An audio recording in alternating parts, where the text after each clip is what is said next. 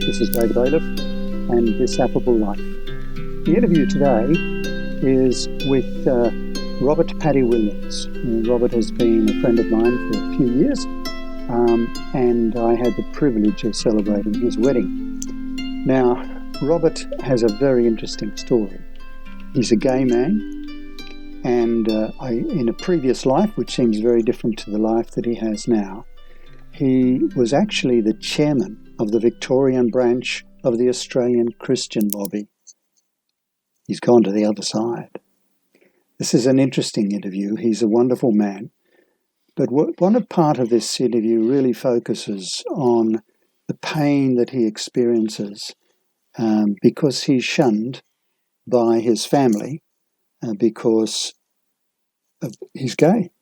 And his family consider that he chose to be gay rather than he'd tried to hide it all his life and live his life as a good Christian man, but finally came to the point where he had to recognize that this was who he was. It's an interesting interview. We were going to focus on some other things as well, but I think this is very important. And I hope, Robert would absolutely love to be reconnected with his adult children. It's interesting, you'll hear connections with cults that I've talked about who also practice shunning when an ideology no longer adds up to the ideology of the group itself. Those people are no longer welcome. Very sad. In fact, it's tragic. But Robert is making a wonderful life with his husband, Russell. Here we go. I hope you enjoy it.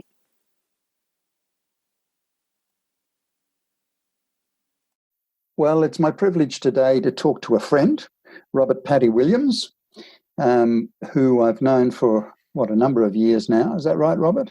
Yeah. So it would have been around about 2014, I think, when we first bumped into each other.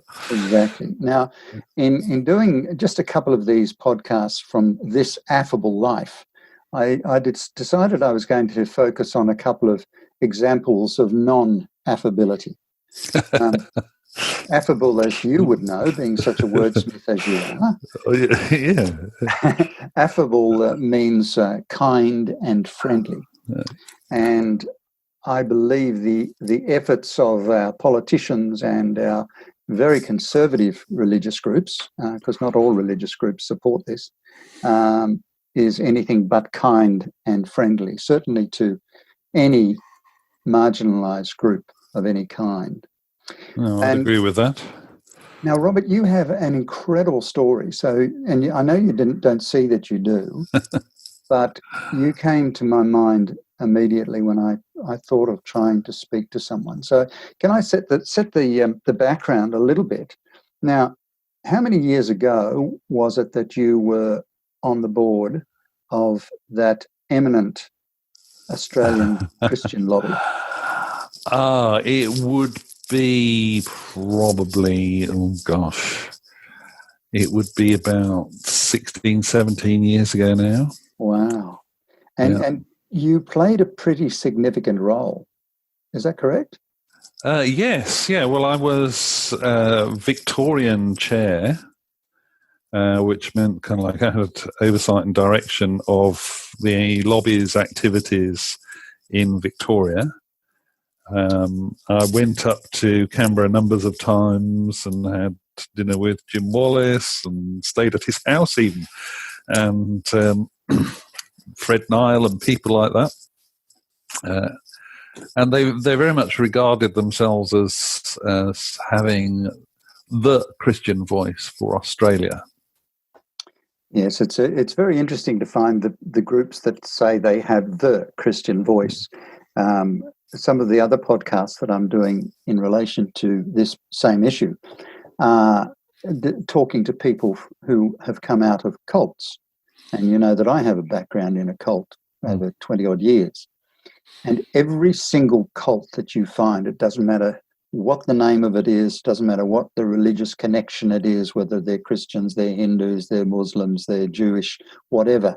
Every single one of them believe that they are the voice, that they are the chosen ones, that God is on their side and not on anybody else's. So you were in a position of great privilege next to these people. Yeah, well, I mean, I had to make a choice at the time because I was chair of the Victorian Branch of Australian Christian Lobby, and I was also involved on the board of a Christian school in the hills here in Victoria, in the Dandenong Ranges, and I had to make a choice at the time as to which way I would go because I couldn't devote my energies to both. So in the end, I chose the school, and eventually I became president at the school. So I was very involved with that, but I still kept in touch with the Christian lobby, and I worked for them as well. So at the time, I was a database programmer, and I did database programming for them, trying to create a system that would link the disparate branches of the lobby and help them fundraise. Because my background at the time was in creating software systems that would help charities fundraise. Wow, that's amazing. Now, I could make some jokes as to the closeness of your relationship to Fred Nile and Jim Wallace and others these days, but that might be a little tasteless, do you think? Very tasteless, yes. Now, Robert, going back probably earlier than those years, you've changed immensely since then, obviously. Yes, it was forced on me, really, to be honest.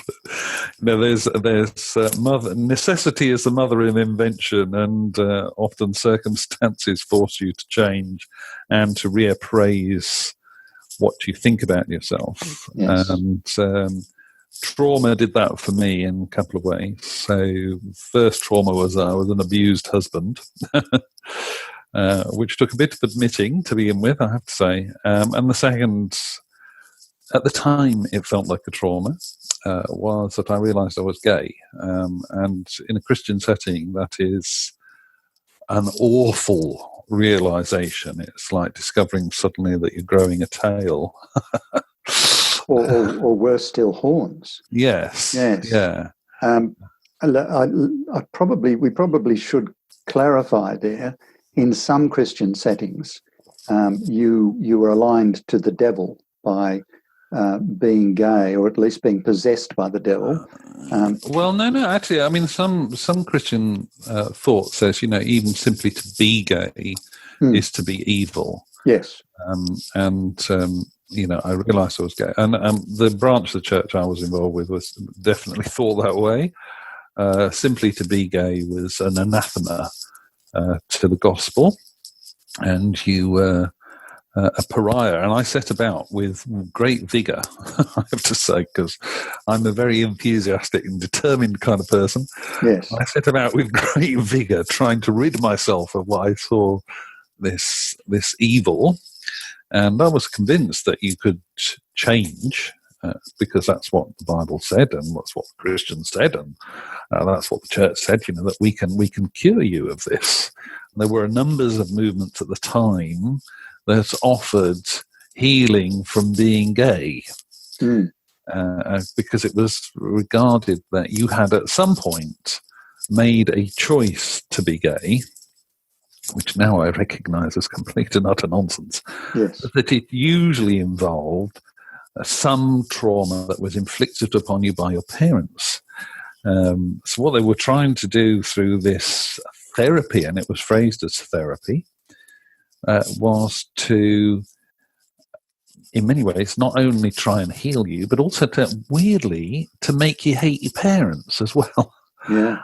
Because that was what it was all about, that your parents had done this to you, that some think that your mother had been too controlling, your dad had been too absent, and da-di-da-di. And I could kind of see how that fitted a bit. As Mum was a little bit of a strict disciplinarian, she was a school teacher, and she had limited patience, So there was a certain truth to that. And Dad was a bit absent because he was brought up in a children's home, so he was emotionally disabled. He himself had been abused by the church Yes. In a children's home in Rochdale in the 30s. Wow. So, this stuff has been going on a while. And so he was never emotionally available for you. He definitely loved us. There's absolutely no question about that. And he, in his own way, he tried to show that. But when I was a young man, I didn't understand the way he loved me. It's just since I've got older, I've begun to appreciate how much he did love me. Yes. And look, that's a wonderful thing. The curious thing, I make the comparison again with the cultic groups that I'm speaking to, and also my own experience of the cult. That the separation that basically was being imposed upon you, let's say innocently, because I wouldn't necessarily say that people were actually trying to divide you from your parents in a cynical way, but nevertheless, that's the outcome of saying this sort of stuff. Absolutely, yeah. And that is, I'm not sure that it was even innocent. Am I being too kind, am I? I think you are. Looking back, I think, that was quite purposeful. And I remember thinking at the time, I'm not really sure I want to hate my parents. Yeah. But the way you're phrasing this doesn't leave me very much option. What you're saying to me is that they quite cynically abused me, and that is definitely not the case. They didn't abuse me. I mean, nobody is perfect. They weren't the best parents. I mean, to be honest, they were both a bit absent, but that was very much the way things were in the late 60s, early 70s. They were both working. They were both trying to provide for us. And they'd get home in the evening. I mean, one of my sisters and I's favourite games was we'd get home from school, because she'd bring us home from school in the car. And one of our favourite games was she'd say, as soon as we got in the door, make us a cup of tea. So the favourite game was to try and make the cup of tea as quickly as you could so that she would receive it while she was still awake. Oh, dear. And then she'd perch it on her bosom, and then what you do is you watch her as she fell asleep, and it poured all down her front. Oh no! Goodness gracious! You wicked kids! Oh, we were. But what you are describing is the same sort of thing. When you talk about this, the actually creating a division, blaming your parents in a sense. It is the same thing that happens in all kinds of cultic groups. Anything or any person who comes between the hierarchy or the teachings and the experience. So in your case, it's being gay. This can't be right. This boy, something's happened to him, and somebody's got to be blamed, and we'll blame the parents. The same thing is done within cults. No, we were just talking before you started recording about Scientology. I've been watching the series on SBS about the aftermath of Scientology, and this Leah Remini, who's been presenting that show, and her experiences. And I was watching that, and I thought, my goodness, what's going on in Scientology might be, in some regards, recognised as being extreme. But my own experiences of being involved with the charismatic evangelical end of the church are very similar, perhaps not quite as formal. I ended up getting shunned when I came out. I ended up not hardly one of my erstwhile friends, and many of them, I was very close to.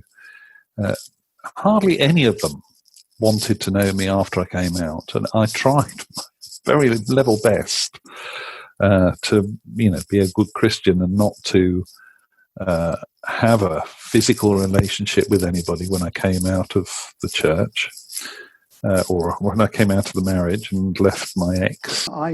You talk about the Scientology documentary. There's one on Netflix that I've watched, and I could only watch it in it's a series, and I can't remember if there's 3 or 4 or 5 maybe episodes, and it's called The Family. Now, it's not the cult that was in the Dandenongs, which was a hideous, hideous group, but this is. It's all about this an evangelical Christian movement in America, which has enveloped the world really, and the founder of the prayer breakfasts that occur in Melbourne and Sydney and Washington and all around the world are part of this movement. And I found that one really troubling because there were so many cultic aspects to the way the group operated. I refer to cult think. So you have you have what you have agreed, or the hierarchy have agreed, you will believe this. This is the correct interpretation. These are the correct behaviors. And anybody who fails in any of those areas, well, you'll be warned. And then if you continue to fail in those areas, you'll be in deep doo-doos. Now, I had the privilege, you talk about these people not wanting to know you after you came out of your marriage and you came out as gay, if that was in that sequence or another sequence. Oh, well, it was actually, I came out to my ex probably about 13 years ago. And, I attempted with her to try and solve the problem of being gay. And I stayed with her for a number of years after that. And then finally, a couple of months before the marriage ended, I came out fully because I was being abused, and I kind of felt I needed to make a statement. You won't talk about this, well, then I'll come out. And I kind of knew that it would be the end of the marriage. I hoped it wouldn't be, but so I came out, and I lived as a gay man from that point onwards, even though I was in a straight marriage. Yes, and then that had other ramifications for you because you still not have any contact with your adult children? No, none at all. In fact, they won't even talk to their grandmother, who I care for. My sister, it was an awful time for me. I thought my world was collapsing around my ears. At the time my marriage ended, which was 2013, my sister killed herself shortly after my marriage ended. So my marriage ended in the October, and Pip killed herself at the beginning of December. Wow. So I felt my world was falling down around my ears. And, I had to go back to the UK to deal with a grieving mother and my niece and nephews, and to try and patch things up there and do the funeral and everything. And of course it was Christmas time, so the funeral took about a month to organise. And then when I came back, pretty well, I had, I think, a couple of tense meetings with my adult children after that. And then they decided they wanted to disown me completely. So I haven't seen them since. They won't talk to their grandmother either, which most people find horrendous. But the reason they say is, and of course I don't have this firsthand, I only have it through the pastor who was working with me at the time. The reason they say is that I chose to be gay. And I chose that over their mother, and I chose that over the family. Because they don't know the whole story. But that's life. It is life, but it's terribly, terribly cruel, Robert. And I hear that, and it devastated me, and I ended up with, partly because of the abuse and partly because of that, recovering from PTSD for the next 3 or 4 years. And I was in pieces because of it. But in that time, I met numbers of other men who'd suffered similar fates, both straight and gay, that had been separated. And I know that I wasn't perfect in the marriage, and I know I lost my temper a couple of times, but I know that I don't deserve what happened to disconnect me from my children. But then you watch things like that Scientology program, and you know that I am not the only one to suffer this awful disconnection. I loved my children with every ounce I'd got. They were the thing that kept me going through the marriage, even though it was abusive. The thing that determined me to stay, the thing that determined me to try and hold the family together was the children. And now they won't have a bar of me or my mother, which is even worse. Yes, it's terrible. It's hard enough for you. Yeah, it's an added bitterness to know that they're treating your mother in that way. When Mum came here, she is Australian. Weirdly, she is the Australian, although she spent more time in the UK than I have. Even though Mum is Australian, she came here 5 years ago. She desperately needed them when she came. She desperately needed to have contact with them, but they completely turned their back on her. Because I'm caring for her. I don't know what else to do. I think I made the right choice. Robert, I'm convinced you made the right choice, and you've been because I know you and I've observed you in your household there, and you're doing the right thing by your mother and everything. And I will say this: I can understand. I can't understand your children's actions, but on another level, I can, because in my cult years, when we literally believed that, we were in the end times and the group that we were part of was, central to God's plan, and the person we followed was the anointed, and then God herself. And it's bizarre. My own family, I treated my own family that way, my parents, my siblings. And it was all because of the belief that we held. And it is a grief that I will carry to my grave, that both my parents were in many ways estranged from us because of those beliefs. My wife is in a better situation because her parents survived the cult. I headed this group 5 years after God died, thankfully, and was able to deal with the wrong beliefs and everything. And then, amazingly, was able to lead everybody in the group to renounce the false beliefs that had caused them to give their properties, their inheritances, to cut themselves off from careers, do all kinds of things. So it's easy for me to sit here and judge your children, but I don't judge them. No, I know you're not, but I'm saying that it's easy for me to do. It might sound like I'm a little bit bitter, and I am a bit bitter. I'd be foolish to say I'm not, but of course you would long to be reunited with. Oh, totally. If they walk through the door now, you wouldn't see the back of me. I'd be gone so quick.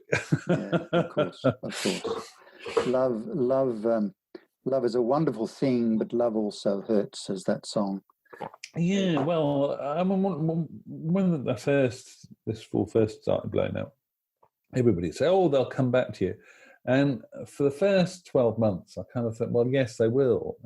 But as it's worn on, one thing you learn is how cruel hope can be. Yes. Which is a weird paradox. You think hope should be a wonderful, joyous thing. But when you're detached from somebody like this, and the people that watched in this Scientology documentary had much the same experience. When you detach from somebody who's still living, that you're not allowed to go and see them, that they won't see you, and that is the cruelest type of detachment of all.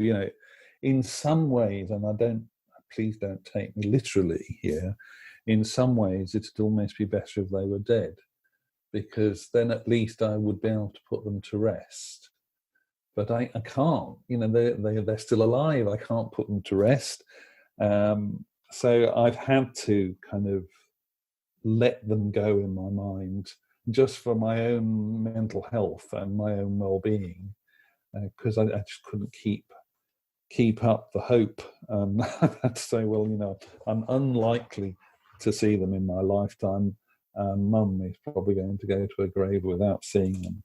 She's 92 now and in not robust health, so I don't think she'll see them before she goes. Well, now you weren't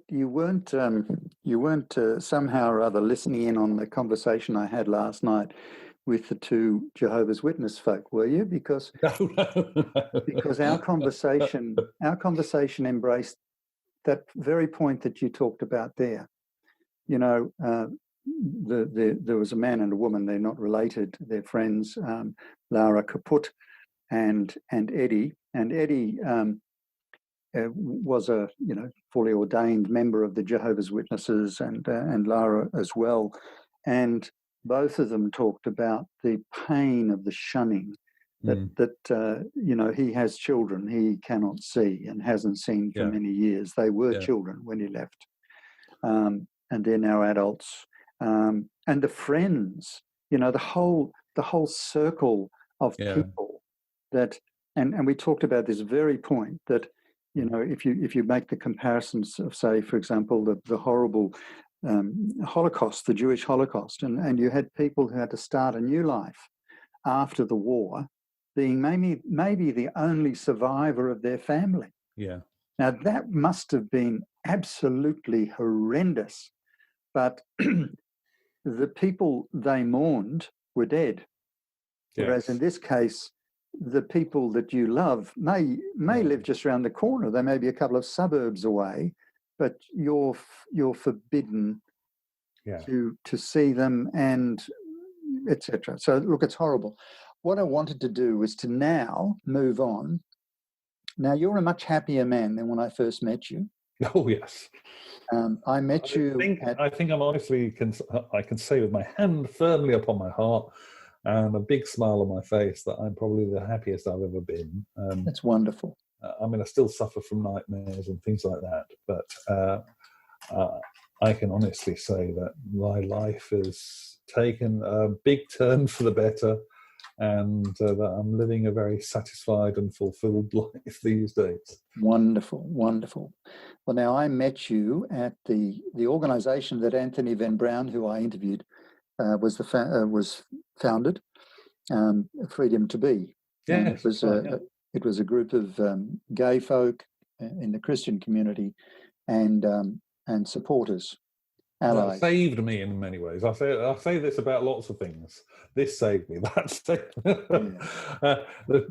But meeting the people at Freedom to Be really did save me, because I, at the time, thought I was the only gay in the village, so to speak. I was the only gay Christian that there was. I thought I was going mad. And to suddenly meet a whole bunch of other gay Christians, people who were attracted to the opposite sex, or had different sexualities that were not acceptable in the church, that it was a revelation. It was also such a relief that I wasn't going completely bonkers. Exactly. Wonderful. Well, now, if my friend, you are an evil person, okay, then I must be thrice evil, because I had the privilege of marrying you and Russell. Oh, yes, that's right. 18 months ago. And yes, that's right. It was a very special wedding, And you met Russell in Freedom to Be or elsewhere? Because I know Russell was through. This sounds a bit corny. It was through a secret Facebook group for gay Christians, and then we got married November, not last year, the year before. So yes, nearly 18 months. And the wedding was fantastic, and yes, it was. What you both wore was incredible. Would you like to describe it to the listeners? We are rather fond of this little emoji set on Facebook called Significant Otters. And it was a little bit tongue-in-cheek, but we both wore outfits like those. So we had top hat and tails and red accoutrements, because this is black and red, this sticker set. And you had such a mixture of people at that wedding. You had some gay folk, you had some heterosexual folk, you had some people you'd known for a long time, you had some theatre people.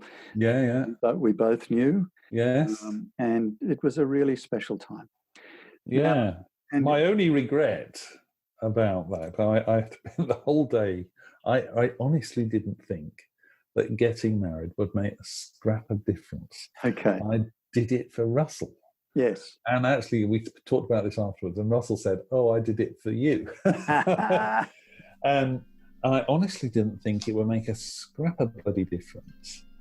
But by jingoes, it made a difference. I felt, and I have felt ever since, it feels very different being married, even though our relationship hasn't changed one iota. Yeah. It feels very different. It feels more secure somehow, more recognised.